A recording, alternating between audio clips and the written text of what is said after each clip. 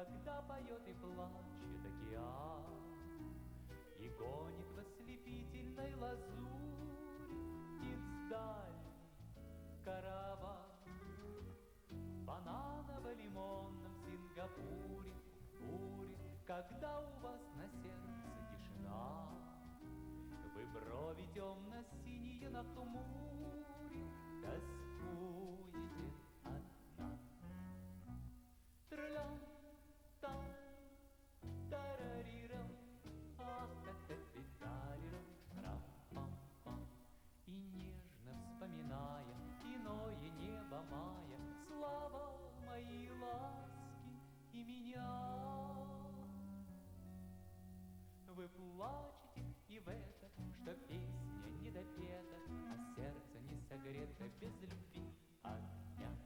И нежно замирая от криков попугая, как дикая магнолия к цвету. Вы плачете и в это, что песня наша спета, а это лето где-то унеслось в мечту. Трам-там, тарарирам, а-та-та-та-тарирам, парам-пам-пам. В Апалово и лунном Сингапуре, в буре, когда под ветром ломится банан, вы грезите всю ночь на желтой шкуре под вопли обезьян. В бананово-лимонном Сингапуре, буре, запястьями и кольцами звеня, магнолия тропической лазури, вы любите меня. Трам-там, тарарирам, а-та-та-та-тарирам, пам-пам-пам. Итак, группа «Встреча с прошлым», ее создатель и руководитель Александр Балашов. Александр, познакомь, пожалуйста, с музыкантами. Павел Ковришкин играет на кларнете, саксофоне. С приходом этого человека коллектив обрел новое звучание. Владимир Вокуев, барабанщик. Прекрасная память. Если он что выучил, то это уже навсегда. Евгений Машкин играет на гитаре. Это самый старый член группы «Встреча с прошлым». С ним мы уже работаем более 3 лет. Занимается музыкальной частью коллектива. Можно сказать, музыкальный руководитель. Скажите, а зачем вам все это надо? Подвал, ретро-музыка, встреча с прошлым. Ну, наверное, потому что лично я вырос на этой музыке. Мне приятно сейчас вспоминать и играть. Я не говорю, что именно тех времен, что Вертинский исполнял все песни, я немножко помоложе. То, что касается других вещей, «Королева красоты» там, и прочие песни, это, конечно, мои песни, на которых я вырос. Мне очень приятно работать. А вам зачем, Павел? Мне тоже очень нравится работать в этом коллективе. Нравится общаться с хорошими музыкантами, с хорошими людьми. Мне просто нравится это. Радует мою душу. Вам, Женя? Мне хочется играть в этом коллективе, потому что здесь работают прекрасные музыканты, прекрасные песни мы поем. И вообще все очень хорошо. Нам весело вместе. Зачем? Я много раз думал об этом. Мне кажется, все-таки время, в котором мы живем, сложно, и люди стали немножко черствей, а музыка, которую мы играем, она очень добрая, поскольку в ней поется только о любви, о добрых человеческих отношениях. И если люди, слушая наши песни, станут немножечко добрее, то значит мы это делаем не зря. В Антарктиде льдины землю скрыли, льдины в Антарктиде замела пурга. Здесь одни пингвины прежде жили, ревниво охраняя свои снега. Как-то раз пингвины в полном сборе к морю на рыбалку побрели гурьбой. Странную картину видит в море огромный черный айсберг гремит трубой. Струсили пингвины, что же будет? И откуда ветер к ним пригнал гостей? И видят, как на льдину сходят люди. Впервые повстречали они людей. Люди и вспугнули песни звонкой, тишины разрушив многолетний плен. Небо затянулось сетью тонкой, развесив паутину своих антенн.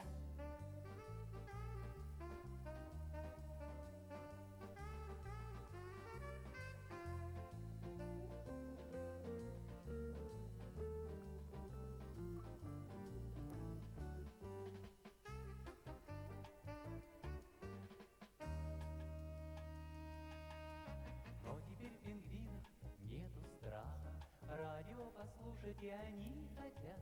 Вечером все чинно в черных фраках, часами у поселка они стоят. Ходят строем длинным, выгнув спины, заняты гимнастикою по утрам. А потом пингвины чистят льдины, танцуя вальс старинный по вечерам.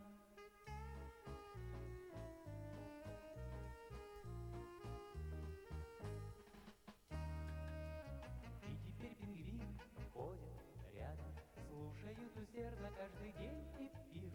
И теперь пингвины людям рады, ведь люди для пингвина открыли мир.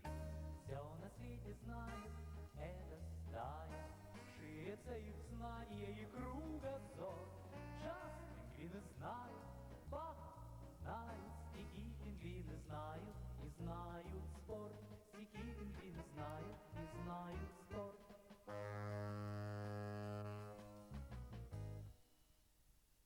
Я видела, вы очень здорово танцевали. Вам нравится ретро-музыка? Конечно, это музыка вообще моей молодости, моих юных лет. Ну, вы хотите, чтобы она как бы возрождалась, не была забыта? Это прекрасная музыка, она поднимает настроение. Конечно, я уверена, что все здесь стоящие, и молодые, и пожилые, и в более преклонном возрасте все бы хотели возродить эту музыку. Поднимает настроение, помогает жить людям, и вообще приятно. Во-первых, она мелодичная, легко запоминается. То, что, мне кажется, чем грешит нынешняя музыка. Текст, может быть, оставляет желать лучшего, но музыка сама за себя говорит. И всегда это приятно. Она вызывает у меня легкую ностальгию по годам моей молодости, по, может быть, каким-то личным воспоминаниям о моей первой любви, о первой девушке. Вообще музыка это прекрасно. Я считаю, что та музыка гораздо была приятнее, чем музыка, может быть, наших лет. Но это чисто субъективное мнение. А ваше отношение к ансамблю «Встреча с прошлым»? Я этот ансамбль вижу не первый раз на телевидении. Считаю, что это прекрасный коллектив. Они очень приятно играют, без лишнего шума, треска. То, что нам, вообще-то, может быть, в нашем возрасте это гораздо больше нравится. Мне понравились исполнители. Пожалуй, я бы еще потанцевала. Это, в общем-то, наверное, скорее музыка ваших мам, да, и пап. Да. И как вы к ней относитесь? Нормально, хорошо. А как вам под эту музыку танцевалось? Ну, как и под всю любую другую хорошую музыку. Почему должна быть разница ретро-музыка, не ретро-музыка? Бывает хорошая музыка и плохая музыка, вот и все. Я заметила, что вы не танцевали, но очень внимательно слушали эту музыку. Вам она нравится? Тоже. И танцевала тоже, конечно. Очень нравится. Я вообще люблю Балашова. Почаще бы исполняли такую мелодию, мелодичную, красивую. Редко слышим. Поэтому, как я услышала эту музыку, она меня сразу привлекла, прям магнитом потянула сюда. Танцевала. И большое спасибо. Почаще бы исполняли такую хорошую мелодию. Ты весь день сегодня ходишь дурой, даже глаз не хочешь поднимать. Мишка, в эту грустную минуту так тебе мне хочется сказать. Мишка, Мишка, где ж твоя улыбка, полная задора и огня? Самая нелепая ошибка — то, что ты уходишь от меня. Я с тобой неловко пошутила, не сердись, любимый мой, молю. Но не надо, слышишь, Мишка, милый, я тебя по-прежнему люблю. Мишка, Мишка, где ж твоя улыбка, полная задора и огня? Самая нелепая ошибка то, что ты уходишь от меня. Мишка, Мишка, ты вернешься, Мишка, позабудешь ты о шутке злой, снова улыбнешься, как мальчишка, ласковый, хороший и простой. Мишка, Мишка, где ж твоя улыбка, полная задора и огня? Самая нелепая ошибка то, что ты уходишь от меня.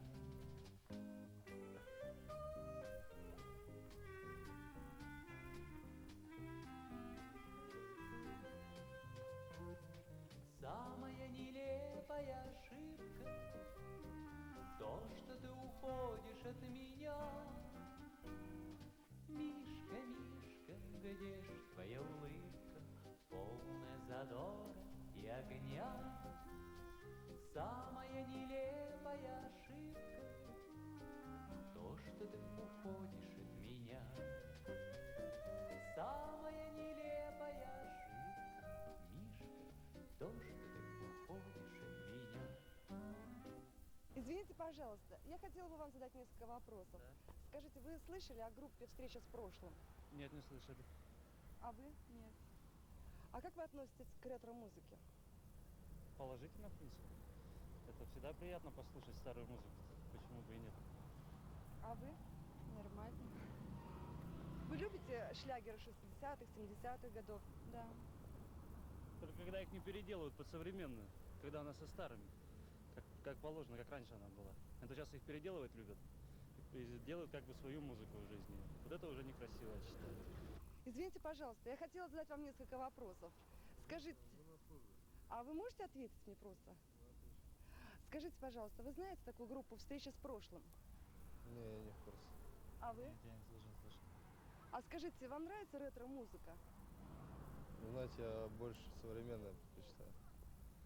Техно, дискотека.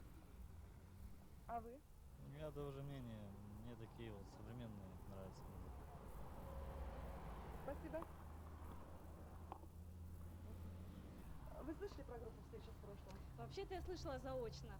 Но хотелось бы, конечно, посмотреть, очень так сказать, посмотреть и ощутить музыку.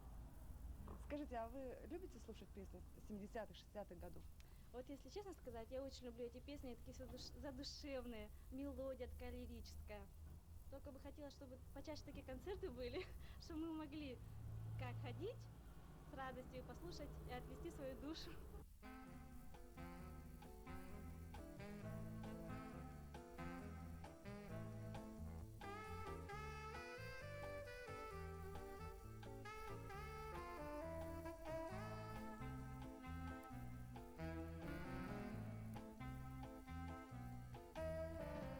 Сегодня праздник у девчат, сегодня будут танцы, и щеки девушек горят, с утра горят румянцы. Пришли девчонки стая, сторонки, платочки в руках и ребят, потому что на 10 девчонок по статистике 9 ребят. А парни важности полны, придирчивы ужасно, и остаются вдоль стены, пришедшие напрасно. Пришли девчонки стая, сторонки, платочки в руках и ребят, потому что на 10 девчонок по статистике 9 ребят.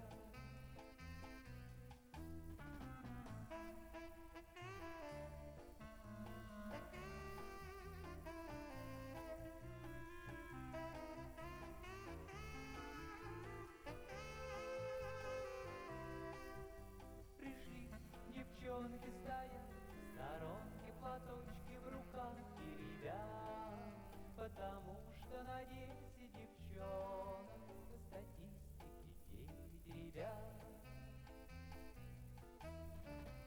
Сегодня пусть не повезло девчонкам от чего-то, они статистике назло опять придут в субботу.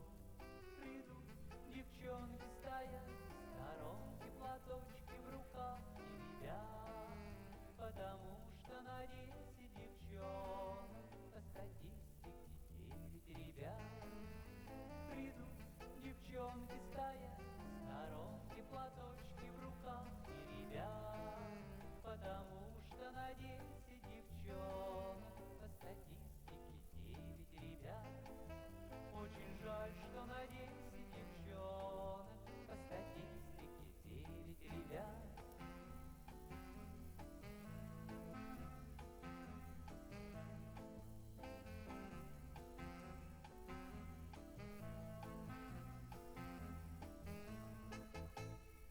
Эта фотография просто бесподобна. Сколько тебе было лет тогда?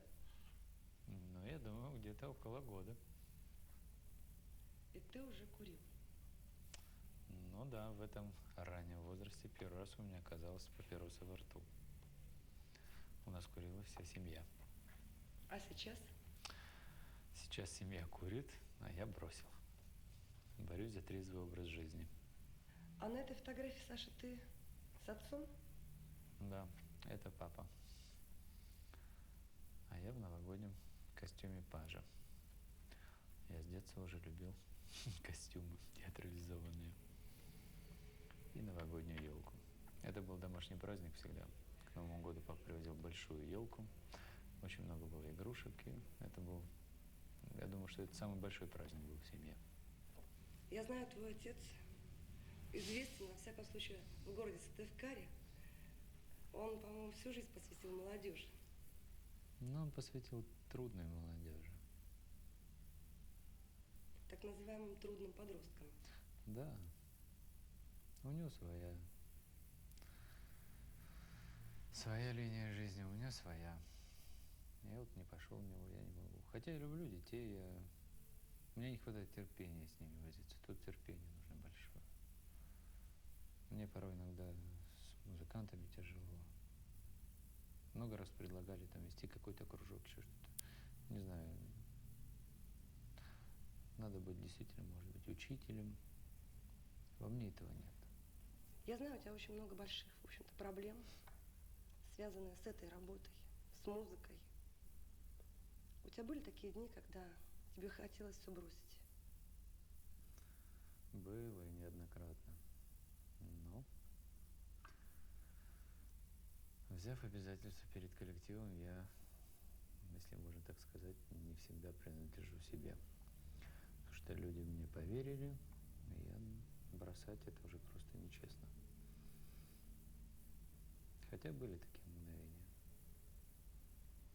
То есть тебя удерживают только люди? И это тоже. А что еще? Но если я брошу, другой бросит, а что останется? Бросить проще всего. Надо что-то достичь. Поэтому и тянешь эту лямку. Так это все-таки для тебя лямка? Иногда бывает лямка. Это труд, и большой труд. Может быть, когда уже готовый материал люди слышат и видят, и кажется, это так легко. Взял, сыграл, взял, спел. А за всем этим кроется большой труд, продолжительная работа, которая иногда требует больших и физических, и духовных сил, и материальных. Тут все связано. Не хватает немножко на материальную базу, на раскрутку, как сейчас. Для того, чтобы тебя люди знали, нужно постоянно, чтобы тебя люди видели, слышали, знали, что ты живешь, что ты существуешь. А на это нужны деньги. Сейчас реклама буквально везде, все за деньги. У нас их пока нет. Так, на энтузиазме. Где как можем, выступаем. Не то, чтобы там как можем, выступаем мы всегда. души и с максимальной ответственностью.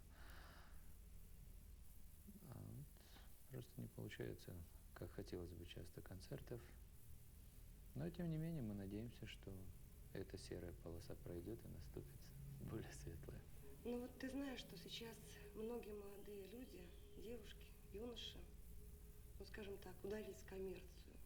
И вообще стало не очень престижным, что ли, быть творческим человеком, артистом, музыкантом, художником. Как ты к этому относишься? Ну, судить их тяжело. Время действительно сложное. Если раньше каждый ребенок мечтал стать артистом, там, певцом, чтобы его видели по телевизору, в кино, вся страна его знала. Конечно, это хорошо, приятно. Но сейчас, я уже говорил, порой материальный стимул преобладает над духовным. И важнее, действительно, люди выбирают более престижную профессию на данный момент. Мы живем во времена перемен, а времена перемен — это самые сложные времена. И не приведи Господь нашим детям, внукам вновь с этим встретиться. Потому что во времена перемен больше всего, мне кажется, страдают старики, дети и люди искусства. Потому что они остаются на втором плане. Сейчас не все получается, как хочется. Но ничего, я не унываю. Я своего достигну. Ты оптимист? Конечно. Ну и на чем, скажем так, основывается твой оптимизм?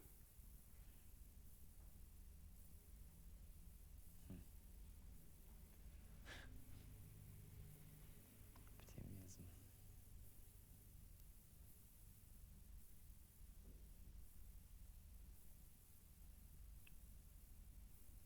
Не знаю, наверное, я в душе все-таки верю в свои силы, я верю, что то, что я делаю, это нужно людям. Наверное, на этом.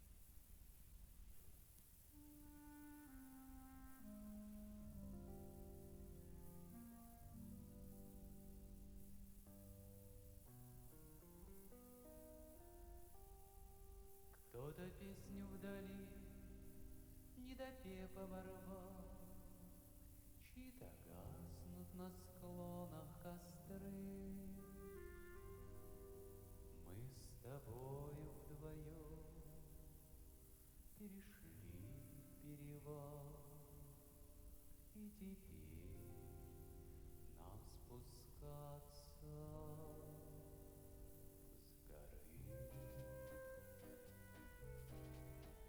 Не заметили вы, как дорога крута, как гора высока, высока,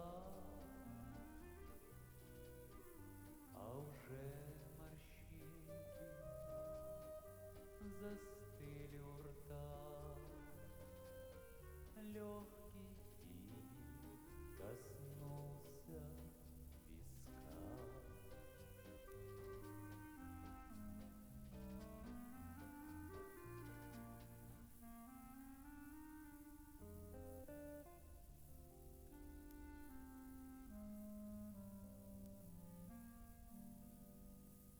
Пролетают года, как минутные сны, как ромашки на мягком лугу. Ты не можешь забыть нашей первой весны. Ты не можешь, и я не могу. Ничего не копили для черного дня, не ловчили, не рвали из рук. И пред теми, кто знает тебя и меня, наша совесть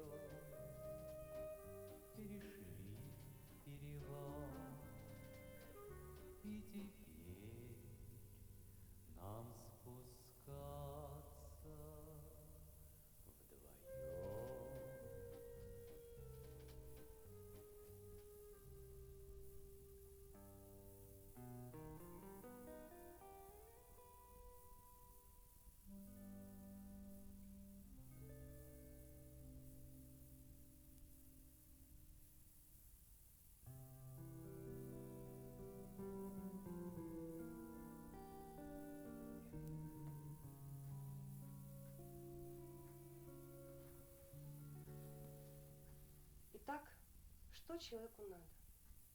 На мой взгляд, самое главное разобраться в этом вопросе, а затем все в его руках.